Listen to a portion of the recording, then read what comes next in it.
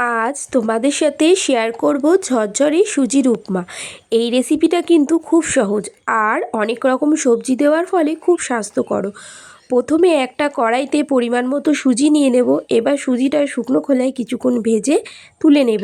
এবার কড়াইতে সাদা তেলে কিছুটা চিনেবাদাম দিয়ে দেব। বাদামগুলো ভাজা হয়ে গেলে তুলে রাখবো।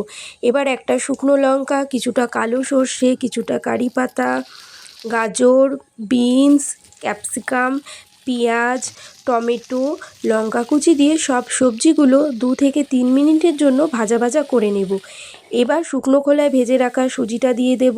তারপর তাতে স্বাদ মতো নুন, চিনি দিয়ে আবারও সব কিছু 2 থেকে 3 মিনিটের জন্য নাড়াচাড়া করে নেব। এবার একটা ছোটো কাপেরও হাফ কাপ জল দিয়ে দেব।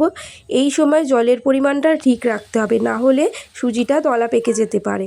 তারপর জল দিয়ে কিছুক্ষণ নাড়াচাড়া করার পর ভেজে রাখা বাদামটা দিয়ে দেব। বাদাম দিয়ে সব কিছু ভালো করে মিশিয়ে নিলেই একদম ঝরঝরে সুজির উপমা তৈরি হয়ে যাবে।